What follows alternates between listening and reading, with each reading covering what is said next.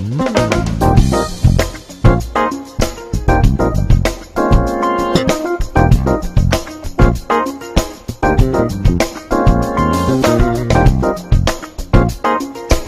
Manouya, aujourd'hui je reçois avec beaucoup de bonheur Père Christophe. Bonjour. Bonjour.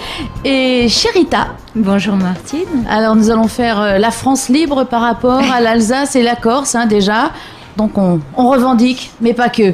Allez, on est un peu plus sérieux. Chérita, qu'est-ce que tu viens nous présenter ? Alors, aujourd'hui, je viens vous présenter le mouvement de solidarité des artistes de l'espoir, qui est un mouvement tout nouveau qui vient de se créer. Et c'est une expo-vente qui est vraiment très différente de ce qu'on voit aujourd'hui, puisqu'elle a été, elle n'a pas été réalisée jusqu'ici encore, et elle est pensée pour venir en aide aux sans-abri et en même temps aux artisans pour créer et pérenniser un esprit de solidarité générale. Au fond, il va y avoir des bénéfices qui vont être utilisés de façon adéquate pour les sans-abri. Voilà. Entre autres. Donc en fait, le concept, c'est que chaque artisan désigne un article de sa création. L'emblème du cœur, qui est aussi sur nos affiches et nos banderoles, sera posé sur l'article et la vente de cet article sera dédiée à l'association Tevaï Été Caritas Polynésie de Père Christophe. Est-ce qu'il y a une valeur minima pour ces dons ? Donc en fait, voilà, il n'y a aucune condition. Là, c'est vraiment un esprit de partage qu'on a voulu mettre en place pour que chacun puisse reverser ce qu'il veut et ce qu'il peut surtout, parce que aujourd'hui, je crois que, voyant l'économie du pays qui ne se relève pas et puis la crise qui augmente chaque jour, je crois qu'il faut qu'on pense les choses différemment aujourd'hui et qu'on essaye de tous se serrer les coudes. Voilà. Et c'est pourquoi tu es venu accompagné de Père Christophe ? Voilà. Dans un esprit de solidarité ? Voilà, alors Chérita nous a proposé cette action et pour nous elle est importante. Alors bien sûr il y a la dimension de la collecte, mais le plus important c'est surtout qu'on parle de la solidarité.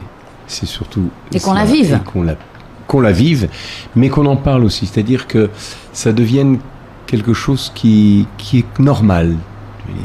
Et à travers ce salon, eh bien, c'est cela. Les gens vont y venir. C'est aussi un petit peu une préparation à Noël.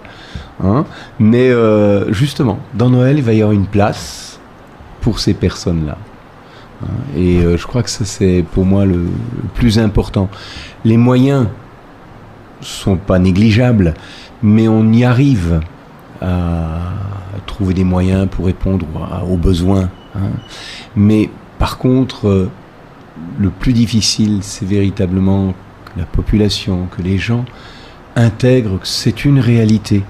Ce n'est pas quelque chose... On se voit dans la face qu'on va faire disparaître. Voilà. Et c'est une réalité, puis une réalité qui est inscrite malgré tout dans le temps. C'est pas un problème qu'on va pouvoir régler parce qu'on aurait X centaines de millions.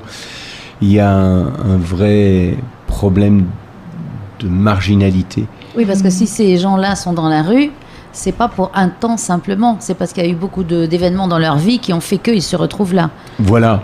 Et c'est pas avec un petit billet que ça va changer. Non, parce qu'il y a une misère qui va au-delà de la misère matérielle. Il y a véritablement une misère humaine, une misère même dans la dignité des personnes, qui augmente, liée à beaucoup de choses, la situation économique, mais aussi une dégradation psychologique. Parmi les personnes qu'on a à la rue, on a de plus en plus d'hommes et de femmes qui ont des troubles psychologiques, parfois troubles graves. On a quelques schizophrènes, des bipolaires. Donc ce sont des personnes, on voit bien que la précarité, la misère, elle n'est pas seulement matérielle. Mais qui mériterait aussi d'être suivie au point de vue médical. Alors, mais il n'y a pas les structures. Ils sont suivis, de schizophrènes en particulier, où ils sont suivis par le service du Taoné, et ils ont leur piqûre régulièrement. Mais ensuite, les familles, pour porter ces personnes, c'est pas toujours facile, surtout si la famille est dans une situation de pauvreté, donc ils se retrouvent souvent à la rue. Et donc, il faut pouvoir les accompagner, il faut avoir un regard sur eux qui est positif. Et je crois qu'une action telle que celle que fait Sherita, c'est ce qu'elle apporte. Hein. Bien sûr, on ne crache pas dans la soupe par rapport à la dimension matérielle et financière qui va nous être. Mais l'essentiel, pour moi, le plus important, c'est surtout qu'on parle de ces personnes et puis qu'on ait conscience que ce sont des personnes.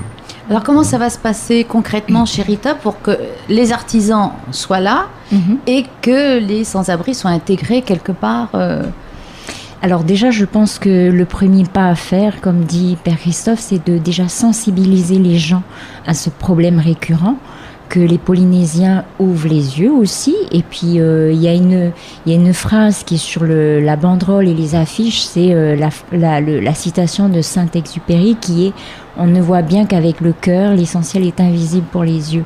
Donc je pense qu'aujourd'hui, il est important d'ouvrir les yeux et déjà d'intégrer ce problème vraiment dans les paramètres d'une société nouvelle, si on veut aller dans ce sens.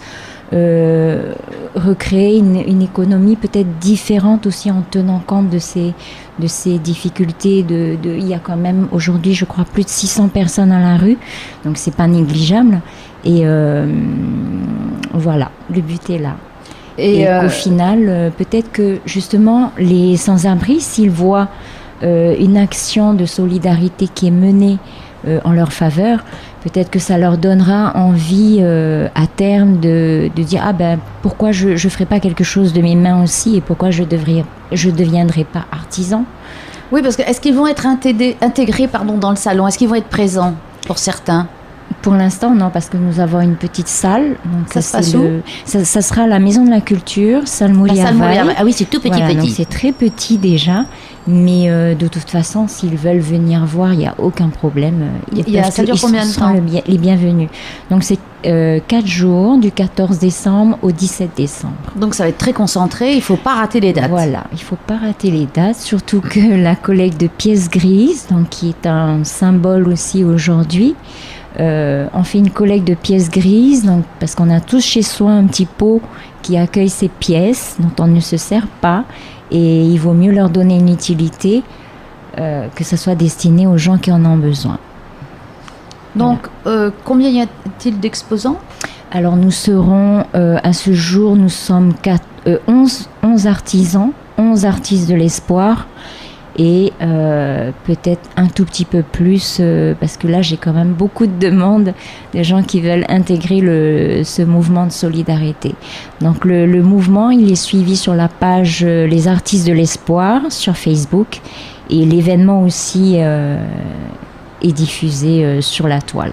Et si par hasard, il y a des gens qui ne veulent pas spécialement acheter quelque chose, mais qui voudraient faire un don, est-ce que c'est possible? Ah ben oui, tout est possible. On fait comment? Eh bien, on vient au salon, on amène déjà ses pièces, et puis si l'urne est assez grande pour aussi accueillir les petits bouts de papier, en numéraire, donc voilà, il n'y a pas de souci. Donc le tout, c'est que le dernier jour, en fait, on a convenu avec Père Christophe qu'il vienne récupérer cette collecte et que je lui remette officiellement la somme récoltée. Bien, on espère qu'elle sera la plus conséquente possible. Quels sont les artisans pour l'instant? On va trouver quoi? Alors, nous avons un peu on va dire qu'on a de l'artisanat très riche et varié. Donc, nous avons des paniers de rimatara qui sont dans un style vraiment étonnant et sublime. Il y a un jeune homme qui fait des petits jardins miniatures, ça s'appelle des terraniums. C'est pour les gens qui n'ont pas beaucoup d'espace. Il y a du linge de maison, il y a des pics à cheveux en bois sculptés, des bijoux authentiques faits avec des matériaux locaux, des tableaux de terre réalisés avec des terres différentes de toute la Polynésie, avec des tons, des couleurs différents. Mais c'est vraiment très très intéressant et il a fallu en fait harmoniser le tout pour qu'il n'y ait pas de concurrence et puis faire vraiment une mixité métropolitaine, polynésienne oui, pour montrer que c'est tout le monde puisse travailler la société polynésienne de façon solidaire. Voilà. Et toi, Père Christophe, tu seras présent? Moi, j'y vais, déjà pour la clôture, mais enfin, je vais y passer avant, certainement, déjà ne serait-ce que voir et regarder. Et oui, j'y serai. Je ne sais pas à quel moment, mais enfin, je vais y aller en tout cas. Et inciter quelques jour. sans-abri aussi pour leur montrer qu'il y a une action qui est faite, les inciter à venir. Voilà, en tout cas, on va leur en parler. On leur en parle pas tout de suite. On attend 2 jours avant parce que si on en parle un peu trop longtemps avant, ils oublient. Hein, et donc voilà. Et en même temps, je voudrais le dire. Cette expo, hein, ça va être aussi pour moi en tout cas, pour nous, un hommage à une jeune femme qui est décédée il y a 2 semaines. On est le 6 décembre, elle est donc décédée le 24 novembre. Elle était dans la rue, Christine, que beaucoup connaissent parce que c'est une jeune femme de 35 ans, mais avec plus qu'une surcharge pondérale et que beaucoup ont vu au pied de la poste centrale à Papeete. Monsieur, t'as pas 100 francs. Elle était toujours avec son petit chien blanc. Elle est décédée donc le 24 novembre au matin à l'hôpital d'insuffisance cardiaque. Et en cette fin d'année, ce sera aussi une occasion de lui rendre hommage à cette personne que tout le monde connaît parce qu'il l'a vue, mais en même temps qui reste anonyme et qui est resté anonyme dans son décès. Qui est resté bien seul. Voilà. Donc toi, ton église leur est toujours ouverte? Elle est ouverte toute la nuit pour eux, donc ils sont une vingtaine à y dormir à l'intérieur. Et puis avec des toilettes, voilà. C'est voilà, il n'y a rien, c'est assez spartiate, mais elle est ouverte. C'est l'idée même d'une église au milieu de la ville. Et est-ce qu'il y a d'autres événements qui vont dans le sens pour les aider? Qu'est-ce qui se passe?